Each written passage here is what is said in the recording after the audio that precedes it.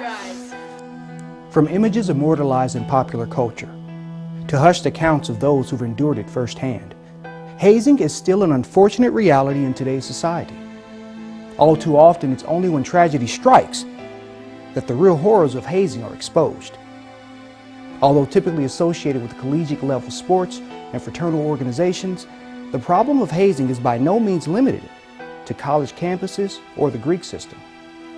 Hazing is also a relentless epidemic in our nation's high schools, with an estimated 1.5 million students being hazed each year.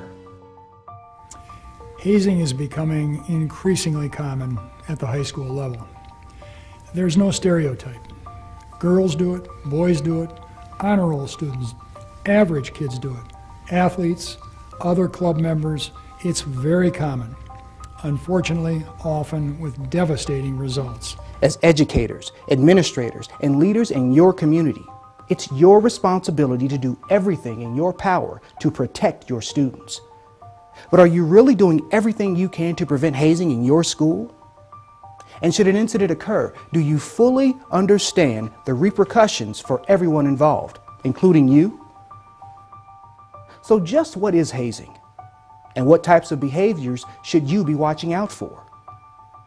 Hazing is any activity involving someone joining or participating in a group that humiliates, degrades, abuses, or risks personal harm, regardless of the individual's willingness to participate. Hazing exists in a wide range of education-based activities, such as athletics, ROTC, performing arts, band, and more. But also may occur in a broader level known as class hazing, where upperclassmen initiate freshmen into high school itself. A review of the hundreds of court cases from just the last few years involving hazing reveal that there are common threads that run among those cases. The cases usually involve allegations of one of the following categories of behaviors: physical abuse against student athletes, the use of disgusting substances on student athletes, confinement of student athletes, alcohol consumption by student athletes, sexual battery or sexual assault against student athletes, and hazing that takes place away from the school. These are the categories into which most of the hazing incidents fall, and it is incumbent on athletic directors and coaches to monitor any of these types of activities very closely to ensure that they do not escalate into full-blown hazing incidents.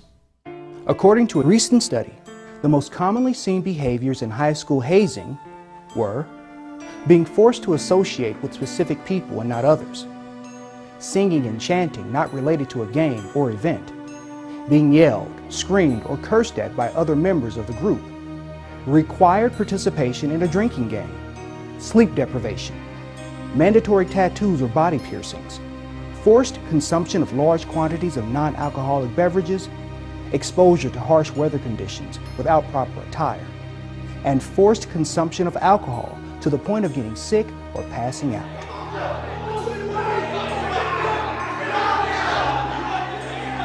Although some types of hazing may seem worse than others, hazing is wrong and intolerable in any form because it is degradation and abuse of power. Even seemingly harmless types of hazing can spin out of control and often result in riskier forms of hazing as time goes on. It seems to be some impulse within us as a group or a society that we demand these rituals of those newcomers coming in. And with the reality TV shows now, with the sort of crazy truth or dare games that our junior high students are going for, there seems to be a less of a respect for the individual and more of a demand that others be our entertainment. Hazing is sometimes considered a form of group bullying, and although similarities between bullying and hazing exist, one important distinction is that bullying tends to be an act of exclusion or rejection by peers, while hazing is typically associated with group acceptance and belonging. This often complicates efforts to detect and curb hazing, as victims of hazing may actually view their abuse as a privilege or sacrifice, and go through great lengths to protect and cover it up. Hazing tends to become embedded within the culture of a community. Parents, older brothers, older sisters may have engaged in hazing, and maybe it was a little benign or just uncomfortable at the time, but it typically becomes thought of as a badge of honor, a rite of passage, the thing to do. Unfortunately, there are no restraints on it.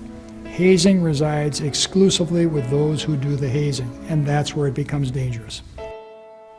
Hazing has become increasingly violent over the years, with more incidents of physical and sexual abuse. There's been a dramatic shift in the nature of hazing over the decades and in recent years. For many, many years, most hazing incidents were fun and games, horseplay type situations with what today we would consider rather innocuous types of rituals. In recent years, however, the shift that's taken place is towards more and more hazing incidents involving sexual assault, sexual battery, simulation of sexual acts, and actual criminal behavior inflicting physical harm upon young student athletes. And the trauma of beatings, assaults, and alcohol abuse is more than just physical, with powerful emotional and psychological effects as well. In male groups, it may be more physically aggressive. In female groups, females band together to haze or to shame the person who's trying to get into the group. But realizing what you've done later on results in real sadness and profound regret for the bully as well. But for the victim, there's depression, loss of appetite, loss of ability to really socialize fully. But the greatest effect of hazing is the sense of shame, that you were forced to do these things that were contrary to your sense of integrity, and that you did it to belong to the group. And then there's a lot of damaging self-hatred. I sink into this depression. Everything, obviously does not have the brightness that I used to. My future seems uncertain. I just, sink in this really bad depression, and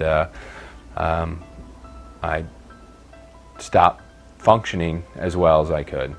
It's also important to note the possible legal implications for all those involved, including parents, the school, and even you.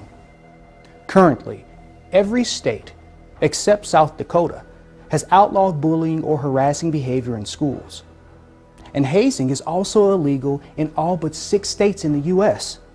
Some states, like New York, have strict laws to criminally punish offenders, while other states, like Minnesota, also make it easier for victims to find justice in civil suits. Regardless of the state's anti-hazing laws, serious offenses such as battery and assault can be prosecuted anywhere. And in addition to criminal charges, there's always the possibility of separate civil suits, with parents, coaches, and even entire school districts often named as defendants in negligence claims. Everyone in the chain of command for a school district will eventually, from a legal standpoint, bear liability. And therefore, I think they are really the ones, both legally and morally, that have an obligation to prevent hazing. Because effective policies really have to start at the top, and all of the personnel have to buy in. Now, that would include a school superintendent, a school district athletic director, the athletic directors at individual schools, and then, of course, the coaches, athletic trainers, and other athletic personnel who are on the front lines of high school athletics. And ultimately, all of them will be held liable legally, and also their moral obligation to the young people with whose charge they have the responsibility. Ultimately, they're the ones that are responsible. While you can't always be there to watch over your students or guarantee they'll make the wise decisions all the time, there are critical steps you can take to prevent hazing in your school. First, make sure your school has an anti-hazing policy in place with clearly defined terms and consequences. Zero tolerance policies are best, ensuring that hazing in any form or degree will be punished to the fullest extent. The policy should be broad enough to treat hazing activities that occur in the community or in preseason camps or in the back of the bus or in the bathroom or not directly related to the athletics program. Clearly, if it is a violation of your code, then that violation is treated, and the person who does the violation or commits the hazing act must be held accountable. In the same way we would hold a person accountable for drinking or smoking as violations of the athletic code. Verify that your school's policy coincides with any anti-bullying or hazing laws specific to your state. For your convenience, a PDF file for each state's laws is included on this DVD. You do have young people who do make mistakes in your charge, and the mistakes that they make on the football field or on the baseball field can be overcome, but a mistake like hazing, if it also involves unethical or illegal behavior such as sexual assault, serving alcohol to a dangerous or even deadly level and so forth, is to change a lot of lives forever. It's to put a stigma on your school that will never ever evaporate. It's to change, as I said, your career, but it's also to have a loss that you can never replace, and you'll be questioning yourself the rest of your life, what more could I have done? And you will get that question from investigative reporters. What more could you have done? Parents will ask you, what more could you have done? And you will be abandoned by anyone who isn't directly associated with that hazing. You'll find yourself a kind of pariah yourself. See to it that students, parents, teachers, coaches, and staff are all aware and periodically reminded of your school's policies and state laws. Anti-hazing awareness should be an essential part of your curriculum and openly discussed with students as well as parents at orientations or open houses. Emphasize the importance of respect and accountability for actions, and have both parents and students sign a code of conduct pledge, a sample of which can also be found on this DVD. Encourage the development of new traditions and positive strategies for building group unity as alternatives to hazing. Bring recognition of a positive nature to your team in your high school. Work on projects such as Habitat for Humanity, blood drives, food drives, community outreach to the homeless. Be a general advocate for your community as the high school athletics department. Urge students to be proactive and notify a trusted adult about any known policy breaches or threats to their safety. A school tip line can be an invaluable resource for combating school violence. If your school doesn't already have one, look into implementing a tip line program. It's also imperative that anti-hazing education be a part of training for all teachers and coaches. Insist that any suspicious or questionable behavior not be ignored or dismissed. Stress that lack of awareness is not an excuse, nor a suitable defense in the event of a lawsuit. Call for increased supervision and vigilance at preseason camps, on buses, in locker rooms, and other areas at high risk for hazing activities. Be sure to report any serious incidents to the authorities immediately, and do not hesitate to suspend coaches or staff for any misconduct or policy violations, including failure to act. It is critically important that athletic directors be proactive. This is the most important component of an effective anti-hazing policy. You need to prevent the problem from ever occurring in the first place. That requires that an effective policy be created, that included in that policy is a very strong and explicit definition of hazing and the prohibited behaviors for student athletes, that as part of that policy there's an effective reporting mechanism included, and that continuing education is done every year for all athletic personnel regarding the use of that policy. The athletic director at the high school level will become the focal point of an investigation. Questions will be asked whether or not the AD has been proactive in stipulating a prohibition policy that grows directly from state law.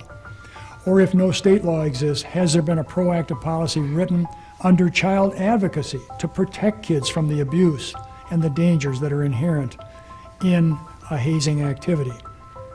And if they are not proactive, then it would not be surprising if the court system and attorneys focused their efforts on indicting an athletic director for failure to exercise an appropriate supervisory responsibility. Remember, you have an opportunity to directly impact the lives of others, and it's up to you to ensure that all your students are given a safe environment to succeed. So resolve to take a firm stance in the fight against hazing. Help preserve the safety and respect of your students, your school, and your community.